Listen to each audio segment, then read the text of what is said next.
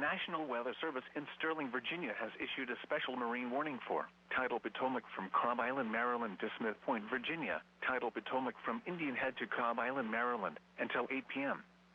At 7:13 p.m., a strong thunderstorm was located over Colonial Beach, moving northeast at 25 knots. Hazard, wind gusts 34 knots or greater and small hail. Source, radar indicated. Impact, boaters and small craft could be thrown overboard by suddenly higher winds and waves capsizing their vessel. Locations impacted include Breton Bay, Cobb Island, Swan Point, Colton's Point, St. Clements Bay, Memphis Point, United States.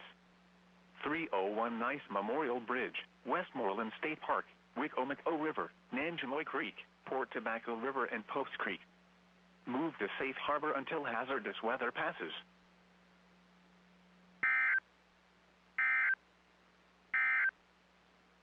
Now for the National Weather